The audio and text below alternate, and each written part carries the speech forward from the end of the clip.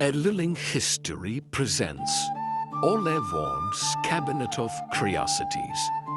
Sleep well. In the dim candle glow of old Europe, long before glass cases and museum catalogues, there were rooms whispered about in taverns and courts. Wunderkammern, the Cabinets of Curiosities. They were kept by strange, brilliant souls who believed the world was far wilder and more magical than anyone dared imagine. One such soul was Ole Worm of Copenhagen, a scholar with a beard like winter frost and eyes that sparkled with the hunger of a man who refused to accept that the age of wonders had passed. He was a physician by profession, a philosopher by reputation, and something like a dreamer by nature. Worm believed deeply, sincerely, that legendary creatures had once roamed the earth, not as fables, but as flesh and bone. When others dismissed fossils as meaningless stones, he saw evidence of dragons whose bodies had been swallowed by time. When sailors whispered of sea serpents, he insisted their memories were not exaggerations, but echoes of a world humanity had simply forgotten. His Cabinet of Curiosities occupied a long wooden hall near his home, shelves climbing so high they vanished into shadow. There were drawers stuffed with feathers, skulls, amber stones, vials of dark liquids, tusks, horns, and things that looked suspiciously like enchanted relics. Visitors swore that every time they entered the room, the objects seemed to shift slightly, as if choosing which secrets to reveal. One autumn evening, a young apprentice named Lisbeth, sent to study natural philosophy under Worm's guidance, pushed open the creaking door. A draught of cold air brushed her cheeks, carrying the scent of parchment, dust, and something faintly metallic, like old magic. Dr. Worm didn't turn as she stepped inside. He was hunched over a long crate, muttering in Danish and Latin. "Come, girl," he called without looking up. "You must see this." Lisbeth approached cautiously. Inside the crate were bones, long and gleaming, curved like scythes. "What creature is this?" she whispered. Worm's eyes flashed. "A dragon, or the remains of one at least, found by fishermen on the island of Iceland. They claim storms follow the ghost of its shadow." "Could it not be a whale's bones?" she asked gently.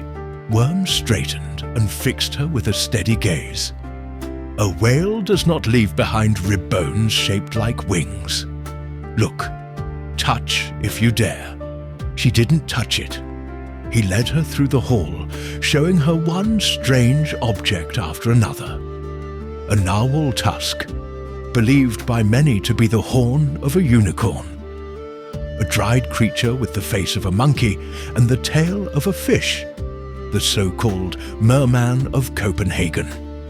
A shriveled bird-like skeleton that Worm himself half believed was a phoenix, captured before its final blaze. Worm spoke of each item not with arrogance, but with reverence. "People laugh at me," he admitted quietly, "but they forget what the world once was. Wild, ancient, filled with things that did not survive long enough for men to name them.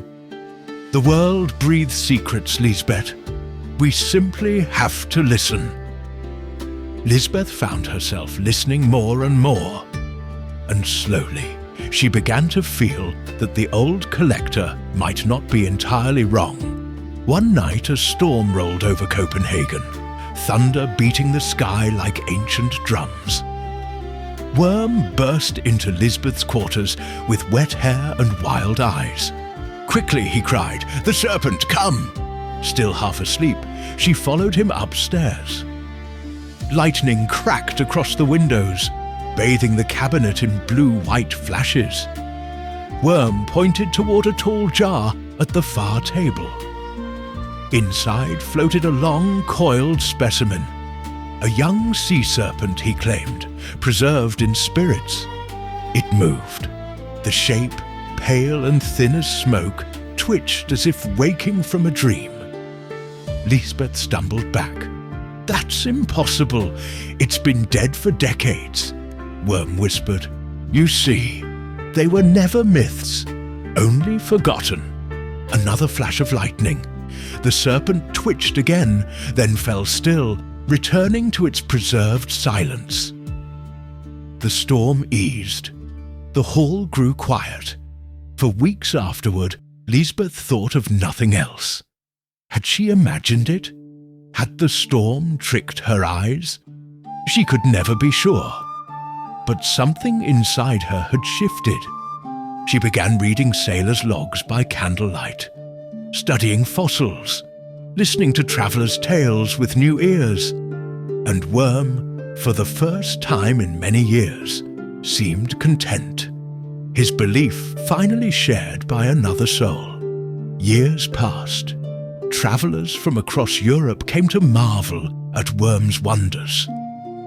Some mocked, some questioned, but all left uneasy, carrying a trace of doubt. Perhaps the world had once been full of creatures beyond imagining. When Ole Worm grew old, he entrusted the cabinet to Lisbeth. One quiet night, she walked through the hall alone, brushing her fingers across dusty bones and shimmering stones. She thought of Worm's unwavering faith, of the serpent that might have moved, and of the ancient world that refused to be ordinary. She whispered into the shadows, "Perhaps you did live once. Perhaps you still do somewhere." Outside, the winds of Copenhagen sighed softly, and deep in a corner of the cabinet, a jar of cloudy spirits shivered just once before growing still again.